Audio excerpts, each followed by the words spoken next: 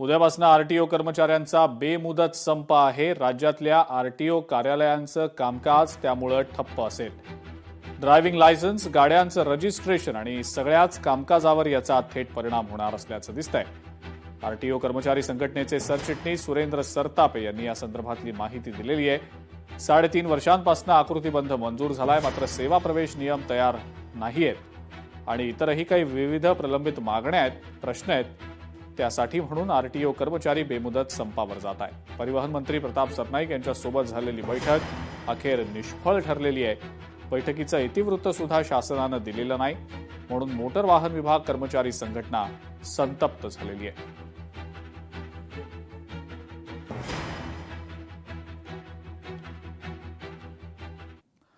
गुरुग्राममध्ये IVF तंत्रज्ञानाच्या विश्वासार्हतेवर एक मोठं प्रश्नचिन्ह उपस्थित करणारी एक अत्यंत गंभीर घटना समोर आलेली आहे। एका दाम्पत्यानं आयव्हीएफ सेंटरमध्ये त्यांचं मूल बदललं गेल्याचा खळबळजनक आरोप केलाय। संशय आल्यानं या दाम्पत्यानं आपल्या मुलाची डीएनए टेस्ट केली असता जन्माला आलेलं मूल त्यांचं अपत्य नसल्याचं वैद्यकीय अहवालात सिद्ध झालं। या प्रकरणी कोर्टाच्या आदेशानंतर गुन्हा नोंदवलाही गेला, मात्र अवघ्या 24 तासात पोलिसांनी तपास रोखल्यामुळे पीडित दाम्पत्यानं आता थेट सोशल मीडियाद्वारे न्याय मिळण्याची मागणी केलेली आहे। राहुल राठोड आणि मीनू राठोड अशी या दाम्पत्याची नाव आहे। इस केस की इन्वेस्टिगेशन होना बहुत जरूरी है सर।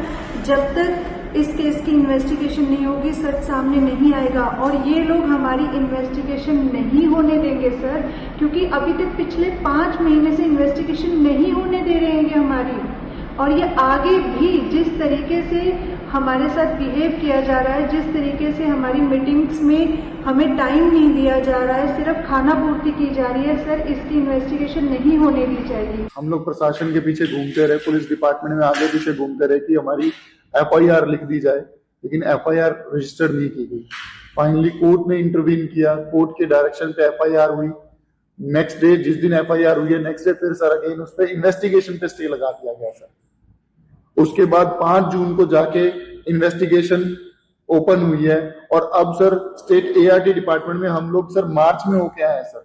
फरवरी में मैंने हेल्थ मिनिस्ट्री को ये चीज बताई थी कि हमारे साथ क्या गलत हुआ है।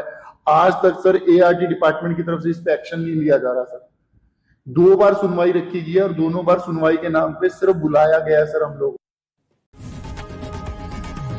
लोकशाही मराठी ऐका, पहा, जागरूक रहा।